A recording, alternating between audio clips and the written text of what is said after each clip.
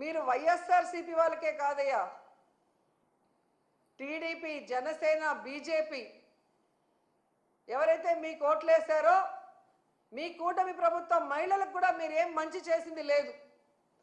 వాళ్ళని కూడా మీరు నట్టేట ముంచి మోసం చేశారు అన్న విషయాన్ని ఈరోజు వాళ్ళు గుసగుసలాడుకోవటం వినమని కూడా ఈ సందర్భంగా తెలియజేసుకుంటున్నాను. అండ్ ఈరోజు సిగ్గు లేకుండా ఈ కూటమి ప్రభుత్వం తెగ ప్రచారం చేసుకుంటుంది పచ్చ ఛానళ్లలో. కూటమి ప్రభుత్వం అంట మహిళా సాధికారత కోసం ఎంతో కృషి చేసిందంట. అసలు మహిళా దినోత్సవాన్ని జరుపుకునే అర్హత ఈ కూటమి ప్రభుత్వానికి ఉందని నేను అడుగుతున్నా. అసలు మహిళా సాధికారత కోసం మీరు ఏం చేశారో చెప్పండి. ఈరోజు రాష్ట్రంలో చూస్తే ప్రతి గంటకి 70 మంది, ప్రతి రోజుకి 70 మంది మహిళలు, వృద్ధులు, చిన్నపిల్లల మీద అఘాయిత్యాలు జరుగుతున్నాయి. గంటకి 3 మీద మీ పోలీస్ రికార్డ్సే చెప్తున్నాయి. ఇదేనా మహిళా సాధికారత? మహిళలు రాజకీయంగా ఎదగాలని జగన్మోహన్ రెడ్డి గారు ఇచ్చిన 50% రిజర్వేషన్ని మహిళలకి ఎత్తేశారు మీరు. ఇదేనా మహిళా సాధికారత? మహిళల రక్షణ కోసం దిశ యాప్, దిశ పోలీస్ స్టేషన్లు, మహిళా పోలీసుల్ని తీసుకొస్తే వాటిని మీరు ఎత్తేసి ఈరోజు దీన్నే మహిళా సాధికారత అంటారని అడుగుతున్నాను. ఎంత సిగ్గుచేటంటే ఈరోజు 6 ఏళ్ల నుండి 60 ఏళ్ల వరకు అందరు మహిళల్ని మోసం చేశారు. ఇదేనా మహిళా సాధికారత?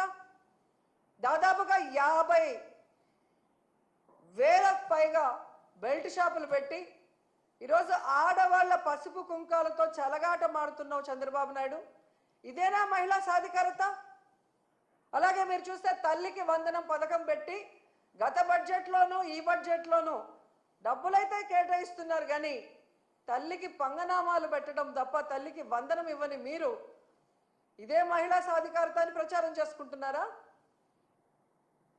ఎంత ఘోరం అంటే ఈరోజు ఎస్సీ, ఎస్టీ, బీసీ, మైనారిటీ వర్గాలకి చేయూతని జగనన్న ఇస్తుంటే దాన్ని కూడా ఆపేసి మీరిస్తానన్న 50 సంవత్సరాలకే పెన్షన్ని కూడా ఎగగొట్టడమేనా మహిళా సాధికారత అంటే?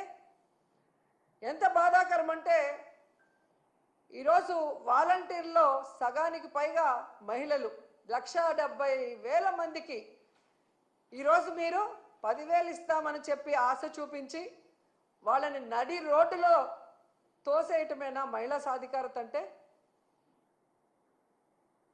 ఎంత బాధాకరం అంటే అసలు ఈరోజు నిరుద్యోగ మహిళలు ఉద్యోగం వస్తుంది లేదా నిరుద్యోగ వృత్తి 3,000 వస్తుందని ఎదురు చూసిన వాళ్ళని వెన్నుపోటు పొడవటమేనా మహిళా సాధికారత అంటే?